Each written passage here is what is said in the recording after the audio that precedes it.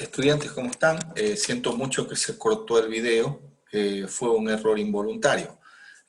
Volvemos a la clase y mil disculpas, por favor. Estamos determinando un problema, y lo voy a repetir el problema mejor, para continuar con el hilo de la charla. Nos plantean un problema, que hay que determinar el número atómico, hay que determinar el número de neutrones, el número másico y el número de electrones de un isótopo de plutonio 239. Para eso vamos a la tabla periódica y nosotros vemos que en la tabla periódica el isótopo radioactivo de plutonio tiene un número másico de 239 y un número atómico de 94. ¿Qué significa eso? Voy aquí al Word. Tenemos que un isótopo de plutonio nos piden conocer cuál es el valor de A, cuál es el valor de Z, cuál es el valor de N y cuál es el valor de E. A representa el número másico, Z el número atómico o número de protones, N es el número de neutrones y E a la menos es el número de electrones. Habíamos dicho que en la fórmula anterior A es igual a Z más N, donde A es igual a número másico es igual a Z protones más N neutrones. Entonces, si nos están pidiendo N, correcto, yo simplemente despejo la fórmula. N, para dejarlo solita en esta ecuación, Z, que es positivo, lo paso al otro lado y queda A menos Z.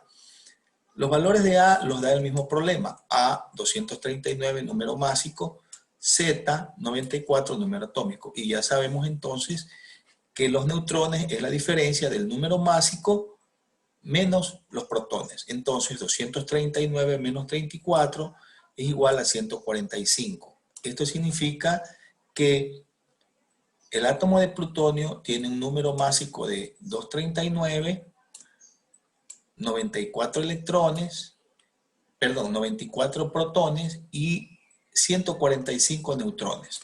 También nos pide cuál es el valor de E. Nosotros anteriormente, o de los electrones, habíamos dicho que el número de protones positivos es igual al número de electrones negativos. Por lo tanto, Z protones es igual a menos E electrones. Ya sabíamos que Z es igual a 94, por lo tanto E es igual a 94. Y finalmente tenemos resuelto nuestro problema.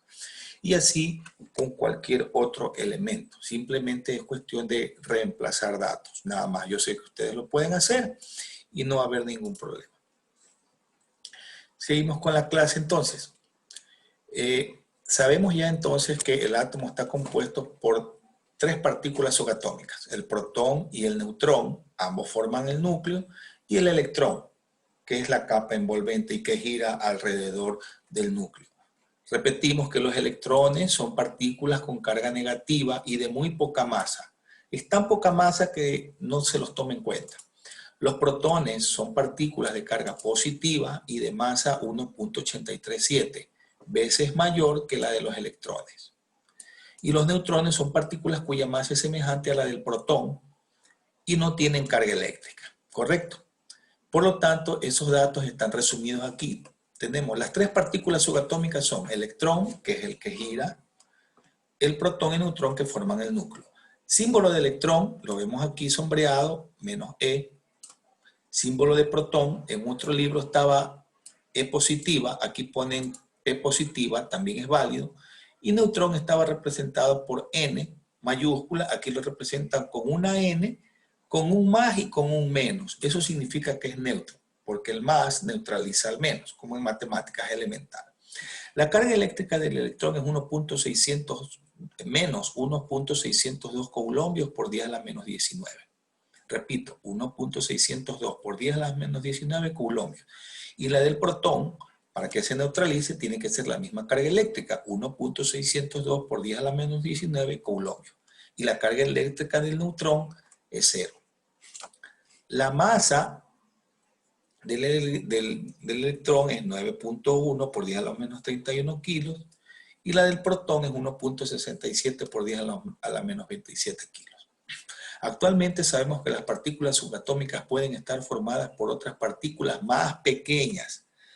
Por eso decíamos al principio de la clase que la palabra átomo significa sin división, pero no necesariamente eso es verdad. ya se ha demostrado que el átomo se lo puede dividir. Tal es así que los protones y neutrones, vean la sombra aquí por favor, protones y neutrones están compuestos por unas partículas más pequeñas denominadas quarks. Partículas subatómicas muchísimo más pequeñas. Aquí hay una tabla que yo les dejo como tarea para que la reemplacen. Eso lo hacen con la tabla de los elementos. Por ejemplo, vamos a llenar flúor. El símbolo de flúor, si es que vamos a la tabla periódica de los elementos, aquí está, aquí estoy haciendo círculo, aquí estoy, es la F. Entonces, símbolo químico, F, ¿correcto? Número másico dice que es 18. Entonces, volvemos al libro. A, que es el número másico, es 18. Z, que sería el número de protones, es 9. Y el número de neutrones es 9. Recuerde que A es igual a Z más N. Entonces 9 más 9 es igual a 18. Igual con el sodio. ¿Está bien? Y eso lo hacemos con la tabla periódica. Correcto. Niels Bohr entonces propuso un modelo planetario en el que se decía que todos los electrones giran a grandes velocidades alrededor del núcleo. En este gráfico vemos el núcleo que está representado por bolitas verdes y por bolitas naranjas. Los unos deben ser protones y los otros neutrones. Y los electrones están representados por estas bolitas de color plomo. Quiero que noten algo, que el modelo físico de Bohr a cada capa de electrones la asigna con una letra. La capa más próxima al núcleo se la denomina K y siempre tiene dos electrones, uno aquí y el otro está acá.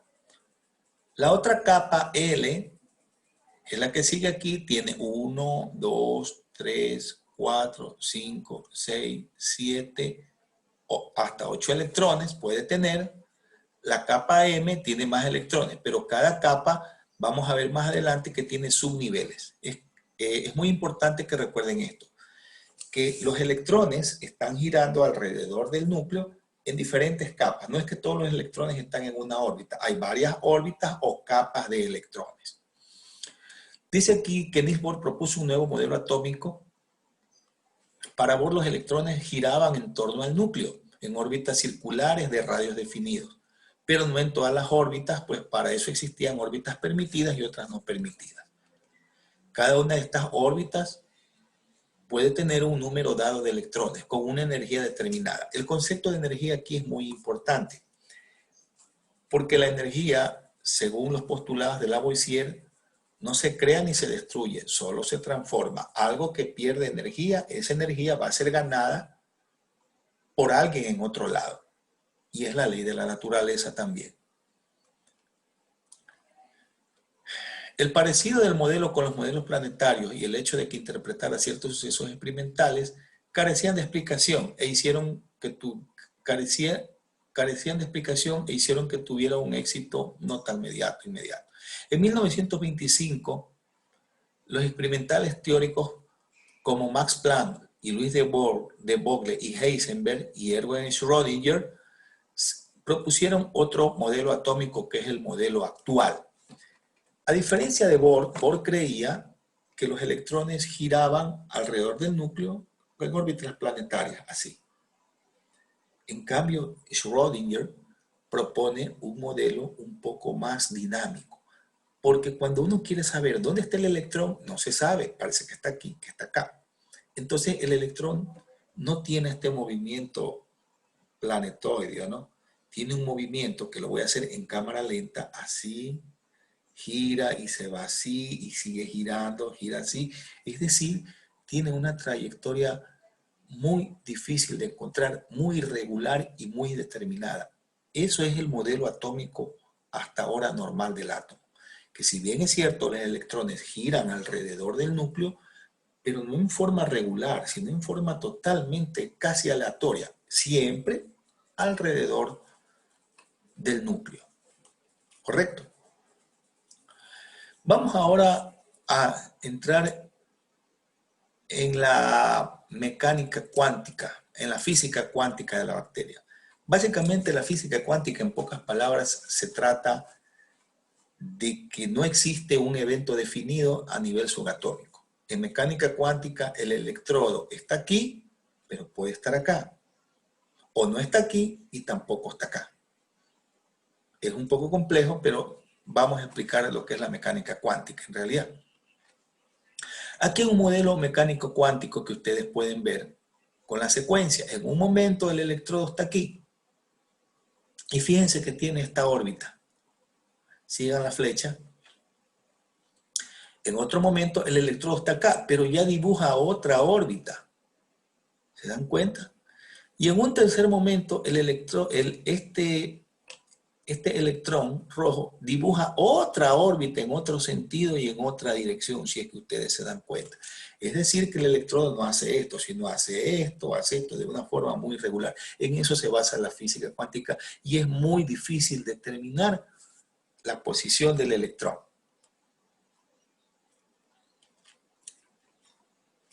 Todo esto nos lleva a otras teorías a su vez que las vamos a explicar. Y vamos a explicar la dualidad del electrón. Dualidad significa dos, dúo, que puede estar aquí, puede ser onda o puede ser partícula, ya la vamos a explicar. Aunque el modelo atómico de Rutherford explicaba con éxito las evidencias experimentales, era en sí mismo inconsistente. Cuando una carga eléctrica se mueve aceleradamente, pierde energía, ¿correcto? En forma de radiación electromagnética. Y si el electrón sigue perdiendo energía, va a desaparecer y se va a estrellar contra el núcleo. Pero eso no se explicaba y no pasaba eso tampoco. Como el electrón se mueve alrededor del núcleo, pierde energía. Y esta pérdida conduciría a que el electrón se destruya. Sin embargo, necesito otra explicación para establecer un modelo atómico. En 1905, Albert Einstein, que lo ven aquí en esta foto, en blanco y negro, bueno, no es una foto, es un dibujo, correcto, puso en cuestión la teoría clásica de la luz, donde esta presenta un comportamiento corpuscular. A partir de esta hipótesis, el físico francés Louis de Broglie propuso que de igual modo que la luz, los electrones podrían presentar propiedades ondulatorias. Quiero hablar un poquito de Einstein. Einstein fue el que propuso el efecto onda partícula de la luz, y la luz a veces y la luz es transportada es la energía que se desprende de los electrones. Einstein propuso que la luz se forma de partículas que se llaman cuantos y que estos cuantos a veces son partículas así y a veces son onda. Este paper a él le valió el premio Nobel de física, me parece que en el año de 1921. ¿Correcto? Bien.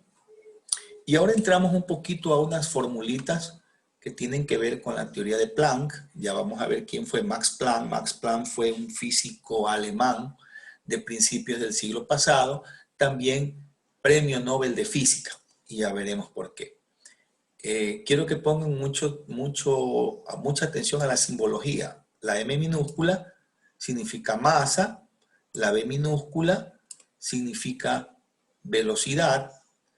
Esta letrita que está acá es la letra griega L, que se llama lambda. ¿Ven el sombreado, por favor? Y la H minúscula es la constante de Planck, el famoso físico alemán de principios de siglo, que lo mencionamos hace un momento. Entonces, M de masa, B minúscula de velocidad, H minúscula es la constante de Planck que tiene este valor, 6.63 por 10 a la menos 34 joules por segundo. La J mayúscula, joules, punto significa por y la S minúscula significa segundos. ¿Correcto? Sobre lambda. Lambda significa la longitud de onda. En el alfabeto griego, lambda representa a la L, así como alfa representa a la A en el alfabeto griego, o beta representa a la B, o delta representa a la D. Son letras griegas que se usan para hacer las diferentes fórmulas. Cualquier partícula de masa m y de velocidad v puede considerarse asociada a una onda, cuya longitud de onda lambda viene dada por la expresión m por v es igual a p, que es un movimiento lineal, y ese movimiento lineal es igual a la constante de Planck sobre la longitud de onda. Estas son formulitas que no necesariamente tienen que memorizarlas. Quiero que entiendan la idea.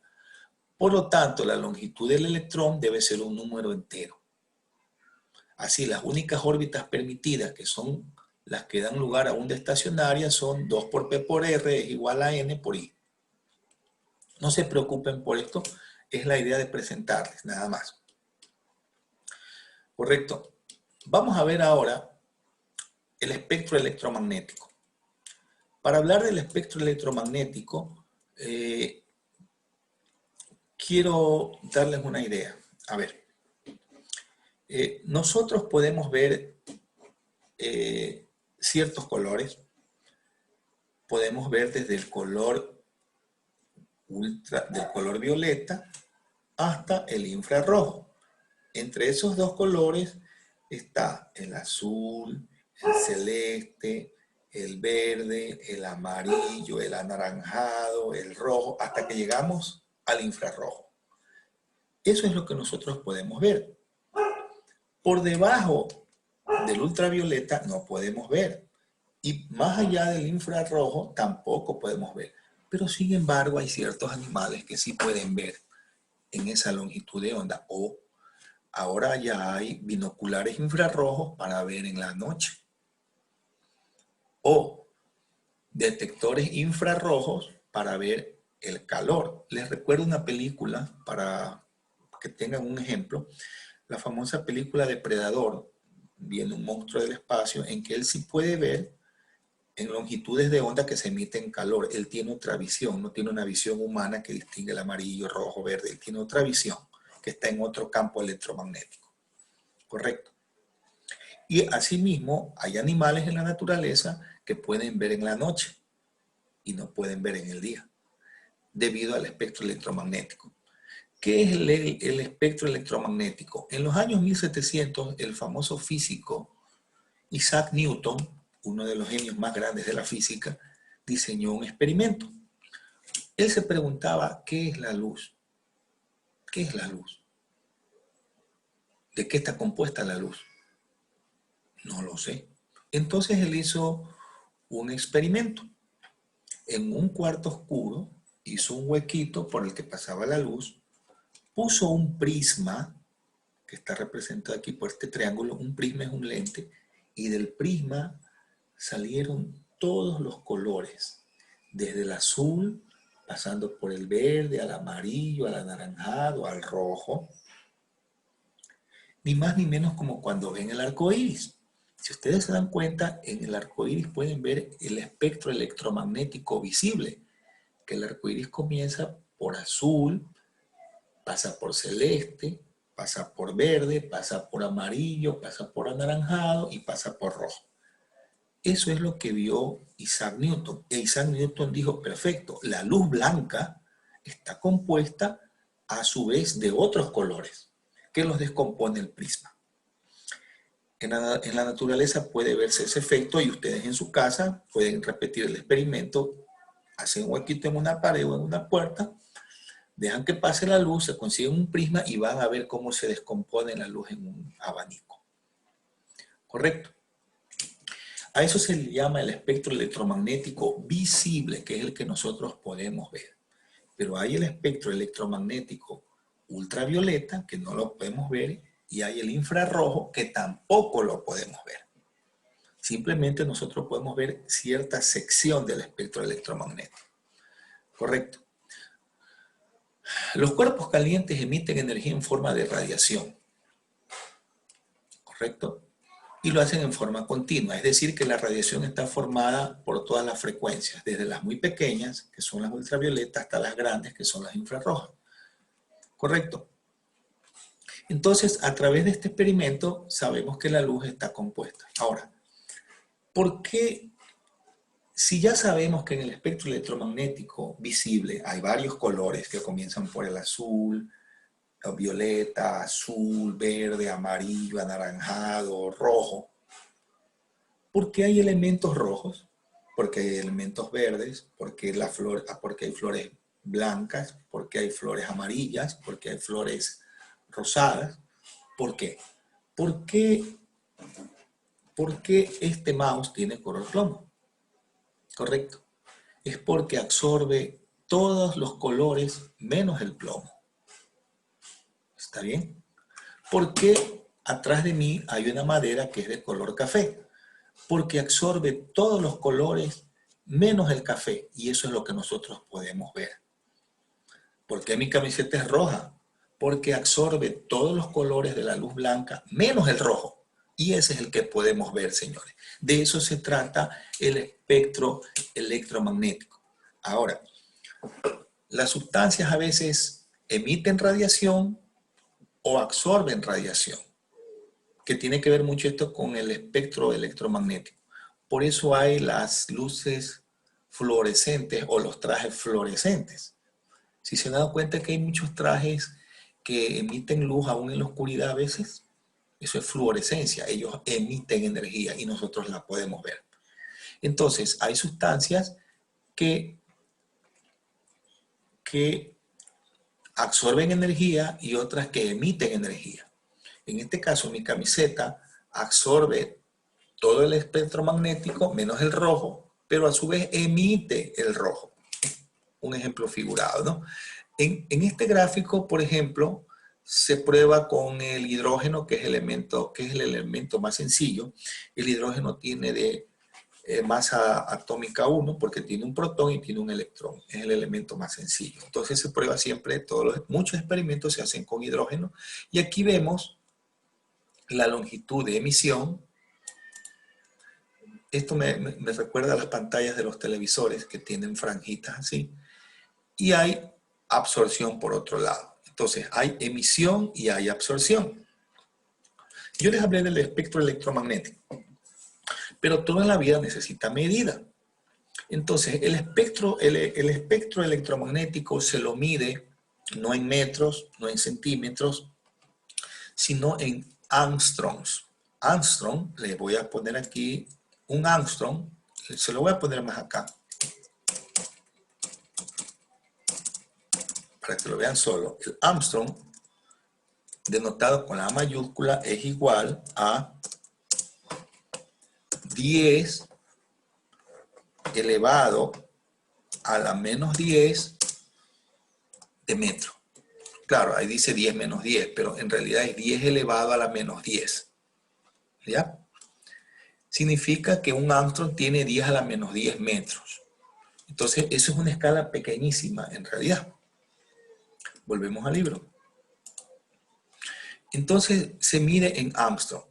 Y ustedes pueden ver que el espectro electromagnético va, por ejemplo, aquí, va desde 4000 en este caso,